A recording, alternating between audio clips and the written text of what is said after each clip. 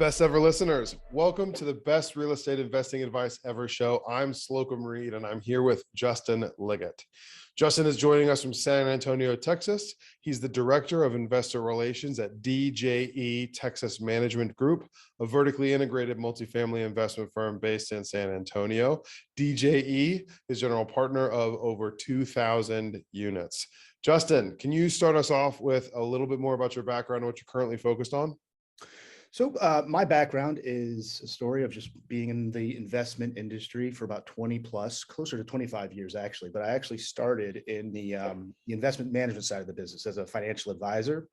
Was Series 7, 24, 66, licensed all up to the gills, and was kind of going in the direction of kind of like sales and investment sales team management.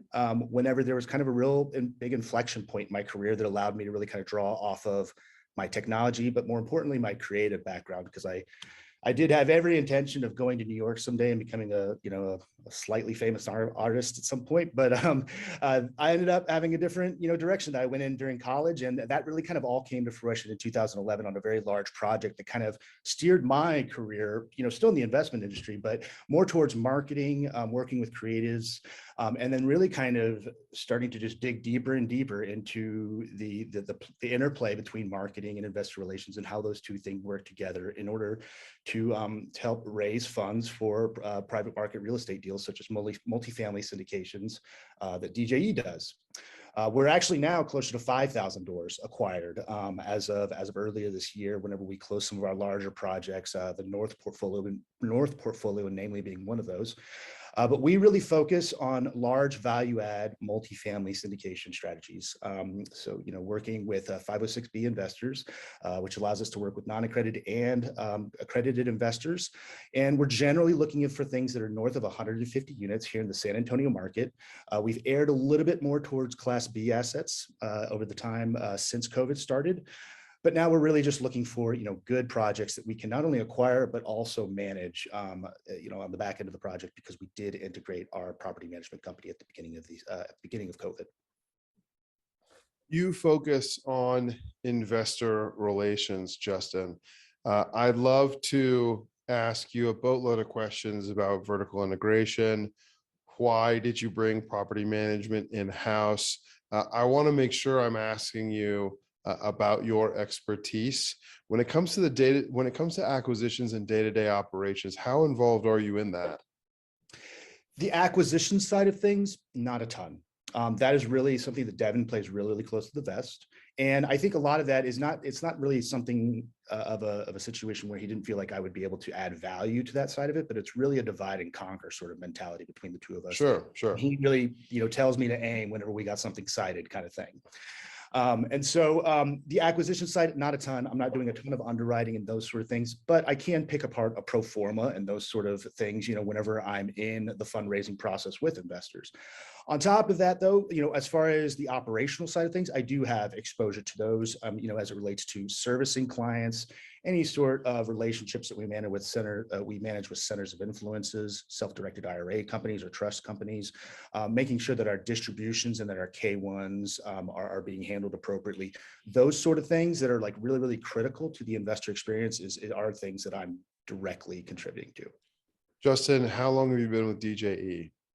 Just over 2 years. It's going on 2.5 years now. Gotcha. So you came in, we're recording in early July of 2022. So you came in during COVID. Had DJE already decided to bring property management in-house? Not to my knowledge. Okay. So you were there when that decision was made? Correct. It sounds like the entire portfolio is in San Antonio, and San Antonio is your only market? As of right now, that's correct. Yes. Gotcha. So yeah, I can see where bringing property management in-house makes sense. I'm an owner operator myself. Right. Both portfolio is significantly smaller, but I also self-manage for a plethora of reasons. Justin, give us a quick idea of why DJE decided to take on the work of bringing property management in-house, and then we can move to some more investor relations related topics. Absolutely. I mean, I think that at the highest level, that I'd be able to speak to it is really kind of like, it was an issue of control. And we were heading into a time where every day that passed, I think everybody kind of felt like we were losing more and more control over either what was real information or information that we could act on. And there was a bit of kismet though to the entire thing. Like, Devin and this gentleman, Eli, really kind of coming across each other's paths and meeting each other. They had been in each other's worlds for a while and they had a relationship, but I think that there was just a bit of kismet in the timing of it. Of me joining in February and then Eli starting to build out his team in May.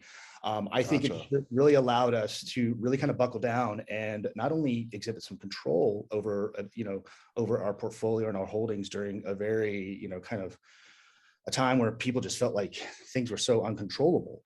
And then from there, it really, but in hindsight, it seems absolutely crystal clear. Like how did we not do that sooner? Because it's like the abilities and the resources and the information that we're able to act on now as a result of building out that team and having confidence in our own data and our own people is just immense. And it stands to reason that so much of the solvency and the performance and the success of the project is the management, section of it. I'm involved for like the first 5 minutes of the project.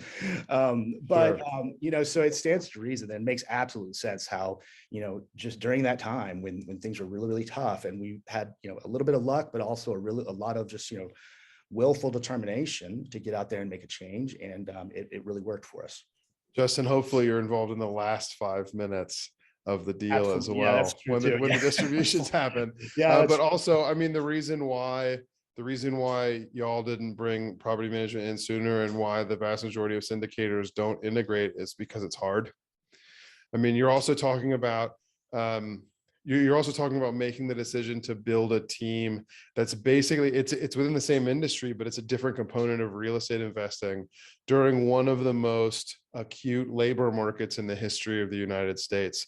It's not easy work, but man, I'm right there with you when it comes to the amount of control that it gives you within the variables. I often advise people to differentiate between their macros and their micros, recognizing that we don't have much control over what happens with inflation. We don't have much control over what happens with redevelopment in San Antonio in general. Even if you 5,000 doors is still a small fraction of all apartments in San Antonio, but doing your own property management or bringing property management in-house gives you very powerful control over your micros. You have the ability to figure out how long it takes to turn a unit, how long it takes to lease a unit. You're the one having the conversation about how do you need to tweak your rent rates? Do you need to tweak the way that you're marketing your apartments? An example from my portfolio, Justin, because I self-manage, I was able to recognize that I was trying to lease apartments in a building. 3/4 of the apartments were just flying off the shelf. They were appropriately listed, professional photography, appropriate list price for rent. But these few just weren't going. And then I realized it was because the sun never shines directly on them in the bedrooms and the living rooms that have no overhead light. And what we needed to do was just get lamps in those rooms and plug those lamps into the outlets that have switches. So that we could demonstrate that the switch powers an outlet, but also so that we could have the room nice and bright and feeling large when a tenant came in. That's not something that a third-party property manager necessarily thinks of for you, and they definitely don't act on it as quickly as you can when you're the one who's in management. That's a very micro example, but again, that's the point of bringing property management in-house, is that it gives you control of those micros, and it gives you the ability to adapt to changing circumstances, to react to the data that you're able to collect because you're in management and you can react faster. There are a lot of reasons. I'm very pro management, if you can't tell, Justin. Yeah, absolutely. No, and I love it. I am too, because it helps me kind of sleep at night kind of thing, because it's like, our brand is on the table. And to a large extent, I feel like, my brand is on the table because I'm kind of extending myself out there, kind of liaising for the company and kind of in raising funds. But at the same time, one of the things I really love the most about your comment was how just something really small or seemingly small can sometimes have a night and day difference on behavior, human behavior and experience. And so like you really, and you want to break it down to Pareto, it could be the 80-20 rule, whatever you want, but like that last 20% is sometimes the difference between winning and losing. Sometimes it's not. A lot of times it's not. Probably 80% of the time it's not. But sometimes that last 20%, it is worth getting, digging into kind of thing. Yeah. Earlier this summer, late spring, early summer, I handed over apartment showings to an employee for the first time. I had given up apartment showings before. I handed over apartment showings to a new employee. And then I also implemented a change in the way that showings happened that gave us more feedback. So my showing assistant, for lack of a better term, was asking for positive and negative feedback at the end of each showing and then writing down what he could. And we have a meeting each week where we go through all of the feedback that we've gotten from those prospective tenants, so that on a week by week basis, we can adapt to the changes that we're experiencing from the market.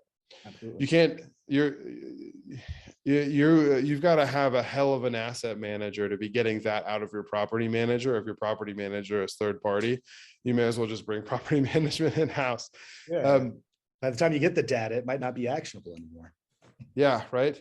Justin, I mentioned earlier, it's early July 2022 that we're recording this. This episode will air sometime in August. I hope this conversation is still timely and prescient when this airs, but I want to ask, specific to investor relations, I want to know the temperature of the room when it comes to your investors and how they're feeling about getting invested, getting capital redeployed in multifamily right now. First, let me ask, you gave a list earlier in this conversation, but who is your target investor for DJE's syndications? I would say like our target investor is a high net worth individual private investor. Most of our fundraising and most of our investors have come from that kind of cut. We haven't really gone the institutional route or anything like that in the past. I would say about 25% of each one of our projects is self-directed IRA or trust qualified money. Gotcha. But overall, of those 5,000 units acquired, right now we're working with around 600 active investors. And that there's a pretty good, kind of diversified mix of that between accredited investors and the non-accredited investors. Some of the projects that we've done in the past that were joint venture projects were dictated by that manager to be accredited only 506C offerings. But our projects, our core projects by and large are 506B projects. All of that being said, though, like all of our investors, I don't know if it really is much of a difference between the individuals or the LLCs who are like kind of like a little investor group amongst themselves, or your self-directed IRA. Everybody is concerned about what's going on with interest rates and all of these sort of things. I think everybody kind of understands that it's becoming a pervasive thing that's making transacting business much more difficult. We're kind of lucky in the sense that we have our fingers in some other types of kind of like shorter term, higher yielding sort of products that are nice. They're a nice complement to the multifamily stuff whenever we have both going. But right now, I think that since those sort of projects are less reliant on interest rate swings and financing and things of that nature, we're really kind of looking at trying to bring some more of that to market right now. We're always looking at multifamily stuff. Never stop looking, never stop offering that kind of thing. But we are seeing things that you were talking about, like you were talking about the difference between macros and micros. We're seeing things that from a macro standpoint, something that looks great one day, the next day could look completely night and day different. Sure. Just because of either it might be debt market stuff, it could be stuff that comes up about the asset, like PR kind of stuff that comes up while we're in the underwriting process or something like that, or while we're starting to look at things. So it's not always explicitly related to just swings in debt stuff, but a lot of times it's tangentially related to it. Gotcha.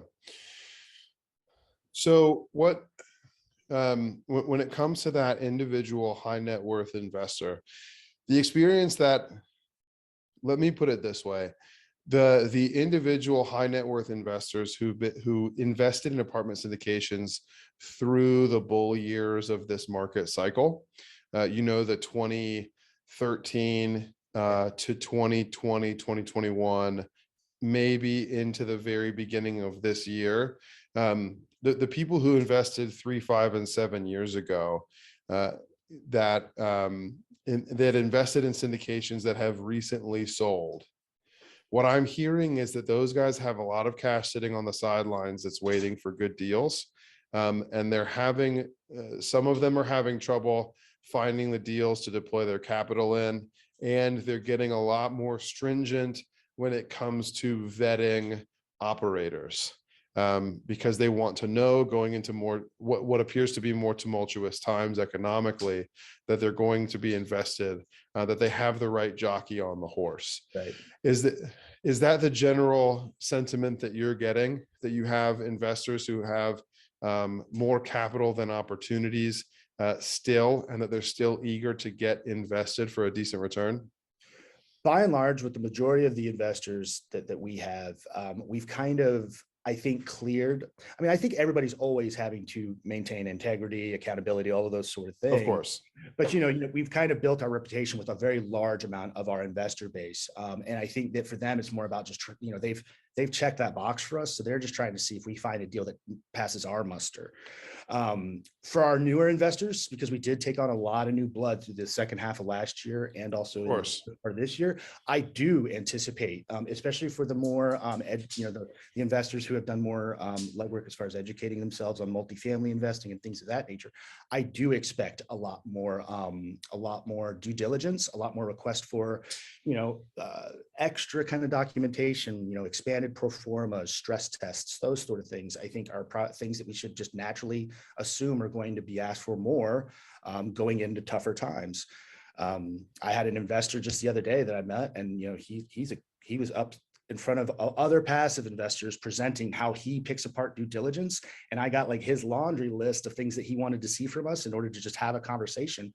And I mean, it's in lockstep with the kind of sentiment and experience that you're describing. Justin, let me ask this question in a way that I have yet to ask. Feel free to tell me that I'm out of bounds here.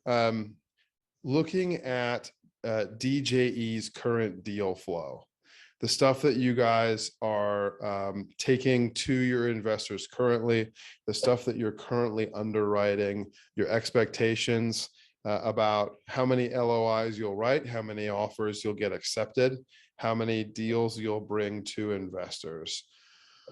Within your investor base, which sounds pretty solid, on a ratio of the total investment opportunity you're bringing to your investors in dollars and the capital your investors are looking to deploy, what would you say? Would you say that there's, for example, 5 times as much capital looking to be deployed as you have investable opportunity for? Is it really 1-to-1? Do you have more opportunity than your investor base has capital for? Where would you say it comes in right now? The only thing that I could give you on that is like an anecdotal answer. And that's that a lot of people calling me to try and place money. They're getting something similar to like the speaking point that we're giving is like, like we are constantly looking, we're constantly trying to get a deal, but we're not going to get a bad deal. That's about the most I could probably speak to. Is I got a lot of people who are wanting to do deals, but the macros are making it tough in a lot of situations. Macros are making it tough for you to bring opportunities to them, not making it tough for them to deploy. Yeah, that are commensurate with what they've expected from us. And that's, I feel like the bar that we've established is, fairly high, and I'm happy about that. But we definitely just want to make sure that we're putting people in the right sort of deals. Yeah, of course. And it sounds like there's more capital than deals right now for you all by a long shot, which makes sense. That I think that's what most people are experiencing right now. Justin, something I want to come back to that you were talking about earlier, you said that you're always analyzing and writing on multifamily, but the DJE is getting into other asset classes within commercial real estate investing. What are y'all branching out into right now? Right. So in 2021, last year, I would say probably the Q1, Q2, we started testing out a new product that was backed by Texas ranch land, large tracts of Texas ranch land, 1,000, 1,500 acres plus. And basically the strategy is just splitting those parcels up using the resources and relationships that we have, and DJE being on the retail side of the deal, just splitting those parcels up into, if it's 200, 300 acres, 100 to 300 acres. It just varies from deal to deal. But essentially, investors are on the debt side of this transaction, and they get 11% total annualized return for a maximum 12-month hold period, while we go through the business plan of splitting these up and selling them out. So that was something that we tested out in some smaller ranch kind of stuff early in 2021. And there was a big appetite for it, especially once we kind of kicked all the tires and especially felt good about our rinse and repeat kind of process around it, because it is kind of built out with the impetus of it being somewhat of a no bells, no whistles kind of pure high yield income product. So we've done that, and we did about 7 million in ranch deals last year. And we've done more than that this year. And I expect that we're probably going to do a bit more over goal, or more than we anticipated, simply because the multifamily stuff, it kind of feels like there's an element of spinning wheels in some situations. And it's like with the ranch stuff, there's a lot of that red tape and a lot of that underwriting, a lot of that bureaucracy that we don't have to tiptoe through. And so I think that there might be, an emphasis on doing a little bit more of that, while the barriers to entry aren't so high on that side of the business. And then we're also, kind of on the back of that, building out that strategy, we're looking at another kind of asset class that might be similar in experience and structure, but would be a different type of asset in the commercial real estate realm. But that's about as much as I can lead into that right now. We're still Gotcha. Well, let's talk about those big 1,500 acre ranches. Yeah. It sounds like what you guys, correct me where I'm wrong, Justin. It sounds like you're buying larger tracts of land so that they can be subdivided into developable opportunities. Correct. And then basically just subdividing them and then selling them to developers, letting your investors carry the debt for DJE while you transact on both ends within 12 months. Is that correct? Slightly. DJE could be in the deal longer. Investors Sure. are in more than 12 months. And Gotcha. so that they're exited regardless of that sort of situation. Gotcha. So question. And, as far as, it's not always developers, it could just be the person who was, the next person in line that wanted to buy that tract of land. Sure. And so, yeah, it's the appetite, not only within our investor base, but also just in Texas, and with people wanting to buy ranch land in Texas, is a big part of, I think, would kind of give us the confidence to really push this product. Gotcha. Justin, if you guys are finding large tracts of ranch land to acquire and subdivide, and some of it's getting developed, why aren't you guys developing it yourselves? Not our game. Yeah, specifically because We've got the relationships. or Multifamily is our focus. And this is something that came up that as a result of just having really strong and close relationships, not only here, but just in commercial real estate in Central Texas. And we were able to take that, and we could have taken probably this investment product and just really kept it for ourselves and ran with it ourselves. But instead we opened it up to our investors because we saw it as a real legitimate and great opportunity, and also just a nice diversified kind of like play for the long-term nature of multifamily syndications. sure. And so there was that, but like, we're not looking to kind of come in there. And I mean, that's probably the same reason why we don't do Class A development stuff here in multifamily as well. It's just like, we are opportunistic. We're wanting to come in there and find value and kind of get in and get out kind of thing. Gotcha. Cool. Well, Justin, are you ready for the best ever lightning round? Let's do it. What is the best ever book you recently read? Best ever book I recently read. There's a book that Jeff Tweedy, the lead singer of Wilco, wrote that I really enjoyed recently. And it's about teaching like everybody how to write a song a day, a song a week kind of thing. And it's really not about songwriting. It's really about how to create a creative or put a creative practice into your life, Nice. in a professional and personal mentality. And like, I come from a very, very heavy creative background. I was a painter and drawer most of my life until Nice. I almost graduated as a designer, but last minute moved over to finance, and the rest is history. But I am a big advocate of creativity, and especially for people who are in analytical or business and kind of like numbers related roles. The more sorts of people that you can find that can apply a creative mindset to the problems that you're trying to solve, I think you're always going to be better off having that sort of mindset at you ready. Nice. Justin, what's your best ever way to give back? Volunteering. I used to work really extensively with a nonprofit in Dallas called Art Conspiracy, and I'm now just got lucky, and one of our investors here at DJE got me connected to the San Antonio Lighthouse for the Blind here and visually impaired. Nice. So I'm going to be working with them on helping them to do some larger immersive art experiences, it sounds like.